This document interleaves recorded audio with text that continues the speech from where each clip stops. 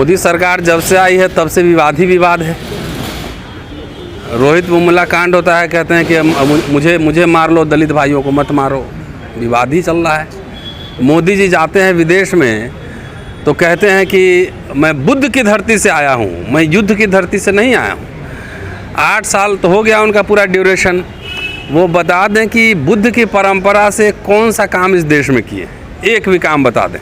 उनके कहने से थोड़ी है, बौद्ध लिटरेचर तो पहले पढ़ें। ज़बरदस्ती के वो तो जिससे हार जाएगा उस सबको बोल देगा कि इकाई ही है, जिससे हारेगा सबको इनकॉर्पोरेट करेगा। पहले संदर्भ समझ लीजिए क्या कह रहा हूँ। कहते हैं कि हम जा रहे हैं, बुद्ध की धरती से आए हैं, लेकिन यहाँ जो बात बोलते हैं, जो काम करते हैं, वो सब आता है मनु के परंपरा से आता है। अगर बुद्ध हिंदू ही है तो आप भंते को बुलवा लेते ना वहाँ पे, वहाँ पे बुद्ध वंदना कराते। तो सिर्फ कहने के लिए तुम भाई हो, किताब तुम्हारा, पन्ना हमारा, कहने के लिए भाई हो, लेकिन सारे अधिकार मेरे रहेंगे, तुम चुपचाप बैठो, ऐसे नहीं चलता है। नंबर 1। नंबर 2, सारे प्रतीकों से छेड़छाड़ हुई है, अंग भंग भी है उसमें। देखिए अशोक के ज़माने का जो आर्टिस्ट है, कलाकार है, उसमें जो नेचुरल, ये आखिर किसके आदेश से ये छेड़छाड़ हुई? डॉक्टर अंबेडकर को पढ़िए, 2 मई 1950 को उन्होंने भाषण दिया था कि मैंने राष्ट्रीय प्रतीक चिन्ह बनाने के लिए हिंदू धर्म में मैंने बहुत कुछ ढूंढा, लेकिन उसमें कुछ नहीं मिला, इसलिए राष्ट्र ध्वज बुद्धिस्ट परंपरा से लिया गया है। राष्ट्रपति को देने के लिए कुछ नहीं तो बुद्धिस्ट सिंबल दिया गया।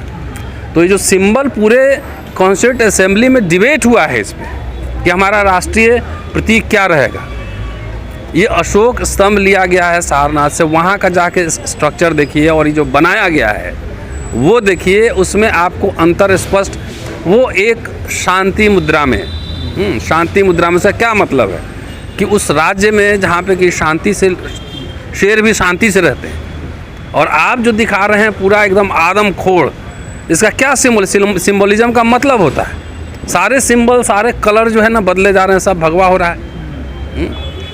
तो संविधान सभा में इसमें डिबेट हुआ। सबसे पहले ये पता लगाया जाना चाहिए, आप लोग पत्रकार हैं, RTI लगाइए कि ये जो चेंजेज आया है आर्किटेक्ट ने ये अपने स्वतः किया है या जो अर्बन डेवलपमेंट मिनिस्ट्री है उसके आदेश पे हुआ है या PMO के आदेश पे हुआ है? क्योंकि इस राष्ट्रीय प्रतीकों के साथ छेड़छाड़ एक क्रिमिनल ऑफेंस है, एक आपराधिक मामला है। आप देखते हैं कि झंडा को लेके कोई लपेट लेता है या कुछ अपमान करता है तो उस पर मुकदमा होता है कि नहीं होता है? होता ही है। तो इस इम्पॉर्टेंट प्रतीक है अशोक स्तंभ, इसके साथ अगर छेड़छाड़ हुई है तो ये भी क्रिमिनल एक्ट है। और मेरी जहाँ तक जानकारी है, मैंने कई कानूनवेताओं से बात की है कि कोई भी राष्ट्रीय प्रतीक में अगर बदलाव करना हो, छेड़छाड़ नहीं, बदलाव और छेड़छाड़ में अंतर होता है। कि बदलाव करना हो तो दोनों सदनों की सहमति, राज्यसभा और लोकसभा दोनों कह रहा हूँ, संसद के दोनों सदनों की सहमति जरूरी है, तब जाके उसमें कुछ बदलाव आ सकता है। लेकिन मैं आपको ये कह रहा हूँ कि ये सरकार है, ये इसके 100 मुँह हैं, RSS के 100 शाखाएँ हैं, कुछ बोलता है कुछ और, करता कुछ और है, सब ये करता है। तो ये जानबूझ के इस तरह से जो प्रतीक हैं, जो जैसे अशोक उनकी नज़र में ठीक नहीं है। अशोक, इसलिए आपने देखा होगा एक साहित्य अकेडमी विजेता थे, उनकी एक किताब अभी आई थी, मैं भूल गया, उसमें मैंने बातचीत भी की थी, सम्राट अशोक, उसमें विलेन दिखाया गया है। तो जितने ऐसे प्रतीक हैं जो इनके विचारधारा में, इनके जो ब्रह्म विचारधारा में कह रहा हूँ, अभी हिंदू राष्ट्र नहीं बना रहे हैं, ब्रह्म राष्ट्र, वर्ण राष्ट्र बनाने जा रहे हैं, जिसमें वर्ण के हिसाब से सब अपना काम करेंगे। हिंदू राष्ट्र जो है ना एक मिसनोमर है, उसमें सब लोग समझ लेता है कि अच्छा है, बैकवर्ड दलित सब समझ लेता है कि हम भी तो हिंदू ही हैं, वो गलत धारणा है। ये वर्ण राष्ट्र और ब्रह्म राष्ट्र बन रहा है। तो ये जानबूझ के, आप नोट को देखिए, 2000 का नोट अब दिखता है, ATM से निकलता है नहीं। सारे प्रतीक धीरे धीरे, सबसे पहला जब अगर राज सत्ता पे किसी को कब्जा करना होता, सबसे पहला जो टारगेट होता है प्रतीकों का बदलना, प्रतीकों पर कब्जा करना।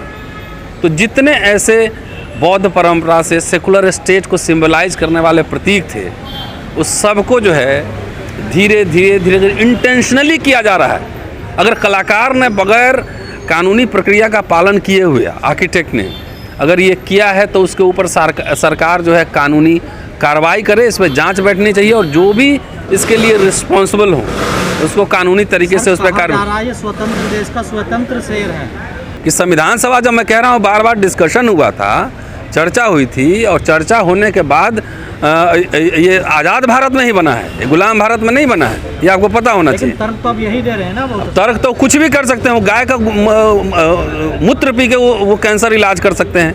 वो उस डिबेट में हमको क्यों फंसा रहे हैं जहाँ पे साइंटिफिक बात नहीं है, सिर्फ आस्था पे जो मर्जी है कह दो, जहाँ मर्जी है जो ढूंढ लो।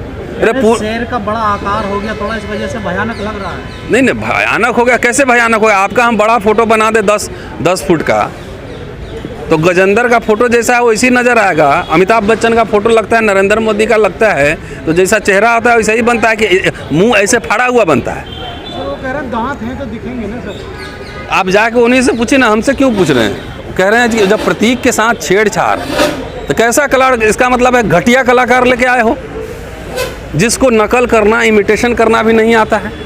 घटिया कलाकार पे हजारों करोड़ रुपया खर्च किया होगा ना, ये क्यों नहीं मानते हो? सर राष्ट्रीय प्रतीक के साथ छेड़छाड़ हुई तो कार्रवाई भी तो होनी चाहिए। यही तो मैं कह रहा हूँ, आप लोग उठाइए इस बात को कि किसने की, अगर कलाकार ने की है तो उसके ऊपर कानून सम्मत कार्रवाई होनी चाहिए। राष्ट्रीय प्रतीक तिरंगा के साथ कोई छेड़छाड़ करता है तो कार्रवाई होती है कि नहीं? लेकिन सर वो पहले धनुष राम के गले में होता था, बड़ी शांत अवस्था में था, लेकिन अब उसे तो चलाते हुए खड़ा दिखाते हैं। हनुमान जी भी चेंज कर। मैं क्या कह रहा हूँ, हम राम माने या न माने, हनुमान माने या न माने, राम का जो सिंबलिज्म था वो मर्यादा पुरुषोत्तम, एकदम जन कल्याणकारी। हनुमान भी ऐसे लगते थे कि जन कल्याणकारी हनुमान है। ये अब आ रहा है रणोद्दत, एंग्री हनुमान, रणोद्दत राम। रणोद्दत का मतलब है एकदम रण में जाने के लिए धनुष लेने के लिए तैयार है। तो इस सिंबोलिज्म का अर्थ नहीं समझते हैं, किसको डराने के लिए सब बनाया जा रहा है। ये सीधा और सीधा मुसलमानों को डराने के लिए एक सिंबलिज्म है और उसका रिफ्लेक्शन आप कल्चर में देख सकते हैं। जितने 8 साल में मॉब लिंचिंग हुई है, जितना मुसलमानों को मारा गया है, गाय गोबर के नाम पे सब मारा गया, वो दिख नहीं रहा है। इसलिए इस सिंबोलिज्म आसान मत समझिए। सिंबोलिज्म का मतलब है धीरे धीरे सिंबोलिज्म के थ्रू ही आपकी इतिहास को आपके स्मृतियों से मिटा दिया जाएगा। शुक्रिया, थैंक यू।